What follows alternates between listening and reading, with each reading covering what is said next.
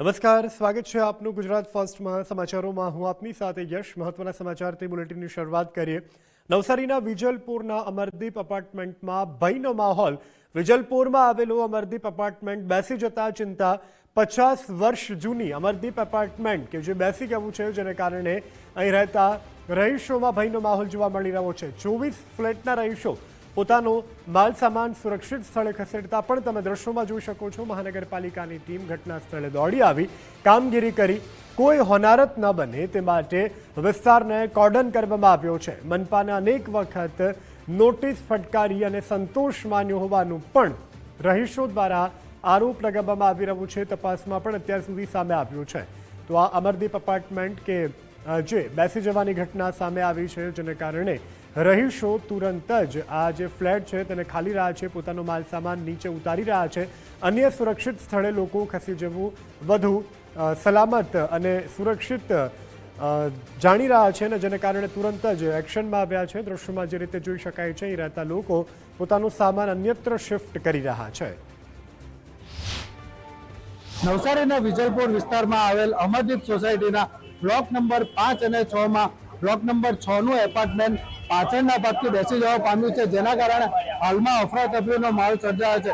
એપાર્ટમેન્ટમાં 24 જેટલા મકાનો છે, જેના રહીશો હાલમાં પોતાનો સામાન સાવચેતીપૂર્વક ખાલી રહ્યા છે. એક બાજુ જ્યાં એપાર્ટમેન્ટ બેસી જવાની ઘટના સામે આવી છે, ત્યાં બીજી તરફ આસપાસના લોકો તથા નગરસેવકો પણ ઘટના સ્થળે દોડી આવ્યા છે અને લોકોની મદદ પર પહોંચી ચૂક્યા છે. તો પાલિકાની ટીમ પણ હાલમાં અહીંયા ઘટના સ્થળે પહોંચી અને લોકોની મદદ કરવા માટે ઉતાવળ કરી રહી છે. હાલમાં આપણે સ્થાનિક નગરસેવકની સાથે વાત કરીશું અને શું સ્થિતિ છે તેના વિશે જાણકારી મેળવી. જી રુએશભાઈ, શું સ્થિતિ છે અને કઈ રીતના ઘટના બની?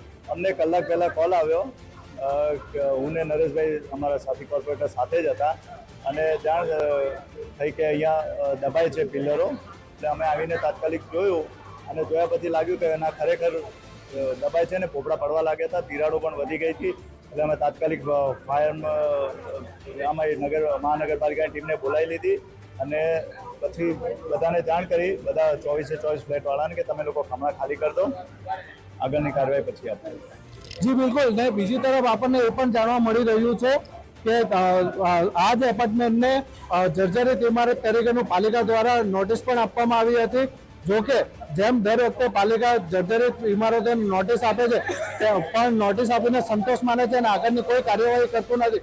તેનું પરિણામ હાલમાં આપણને અમરદીપ એપાર્ટમેન્ટમાં દેખાઈ રહ્યું છે, જેના કારણે હાલમાં અત્યારે 24 પરિવારોના માથે જોખમ તોડાઈ રહ્યું છે. નીલ નાયક, ગુજરાત ફર્સ્ટ ન્યૂઝ, નવસારી.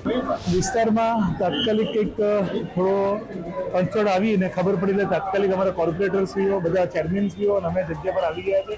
અમારી મહાનગરપાલિકાની ટીમો બી જગ્યા પર આવી ગઈ છે અને સ્ટ્રક્ચરલ એન્જિનિયર બી આવવાનું તાત્કાલિક કીધું છે. ટીપીમાંથી બી આવી ગયા છે. એટલે તાત્કાલિક સ્ટ્રક્ચરલ લેવલે જોઈને પરિસ્થિતિ જોતા તો એવું લાગે છે કે ડિમોલિશનની જરૂર પડશે, પણ હાલમાં સ્ટ્રક્ચરલ એક રિપોર્ટ આવી જાય તો તાત્કાલિક ડિમોલિશન માટેની બી જો પ્રોસેસ કરવી પડે તો પ્રોસેસ કરી લઈશું. અને જગ્યા પર જે એમને ટ્રાન્સફર કરવાનું છે તેના માટે બી મહાનગરપાલિકા જે બી કંઈક હેલ્પની જરૂર પડશે તાત્કાલિક હેલ્પ કરશે. ને અહીંયા લોકો સ્વયંભૂ આજુબાજુના વિસ્તારમાંથી લોકો સ્વયંભૂ જોડાયેલા છે. નગરપાલિકાનો સ્ટાફ બી જોડાયેલો છે મહાનગરપાલિકાનો. અત્યારે હાલમાં અમારું ઘર ભાડેથી આપેલું છે. અમે પોતે બીજી જગ્યાએ રહીએ છીએ. 11 વાગે આજે સવારે 11 વાગે જરાક તિરાડ પડી. હવે એ માઇનર હોય તો અમે કંઈ ગણકારેલું નહીં ને આવું મોટું થાય એવું અમે જાણેલું બી નહીં હતું. ને 4:30 વાગે જમીન થોડી ઘણી આમ દબાવવા લાગી એટલે જરાક વાઇબ્રેશન થયું ઘરમાં. તો અહીંયા રહી તેનાથી અમે જાણીએ, અમને નથી ખબર આ વાતની. એટલે આના પરથી ખ્યાલ આવ્યો કે આ રીતનું કંઈક થવાનું. એટલે આ લોકોએ બધાએ બોલાવ્યા બધાને અને ભેગા કર્યા અને મિટિંગ કરી કે આ ભાઈ આવું કંઈક છે પ્રોબ્લેમ ને આ પોપડા અહીંયા પડવા લાગ્યા. એટલે અમે ગભરાયા. એટલે બધી આખી બિલ્ડિંગ બોલાવીને વાત કરીને કીધું કે આ ખાલી કરવા જેવું છે. દિવાલ બેસી ગયું અને સવારે દાદરમાં તિરાડ આવી. એટલે અમે જોવા ગયા, જોયું તો પેલી સાઈડ દિવાલ બેસેલી હતી. અમે વિચાર્યું કે ચલો પછી બધા મળે છે કે નિર્ણય લઈએ. એટલે બપોર પછી આ ભાગમાં બેસી ગઈ. પછી તરત જ ખાલી કરવાનો નિર્ણય લીધો. અમે કેટલા પરિવારો છે? એ 24. હવે શું કરશો? હવે અમે કાલે બધા સોસાયટીવાળા ભેગા થઈને વિચારશું શું કરવું. અમને 6:45ની આસપાસ કોલ મળેલો કે અમરદીપ એપાર્ટમેન્ટ નામનું બિલ્ડિંગ છે સુસ્મિતા હોસ્પિટલની બાજુમાં એમાં થોડી તરાડો પડેલી છે અને નમતું હોય એવું લાગે છે. એટલે તાત્કાલિક ટીમ આને મોકલી અને તપાસ કરતા જણાઈ આવેલું કે તરાડો પડેલી છે અને તાજી તરાડો છે. એટલે સાવચેતીના ભાગરૂપે લોકોને બિલ્ડિંગ ખાલી કરવા માટે જણાવેલું છે. બિલ્ડિંગ ખાલી કરાવી દીધું છે. ઇવન એમનો સામાન પણ ખાલી કરાવી દીધો છે અને હવે બિલ્ડિંગની અંદર કોઈને પ્રવેશ કરવા દેવામાં નહીં આવે. અને પોલીસની ટીમ, ફાયરની ટીમ, એસ્ટેટ વિભાગ અને અમારા પદાધિકારીઓ બી અત્યારે ઘટના સ્થળ પર હાજર છે.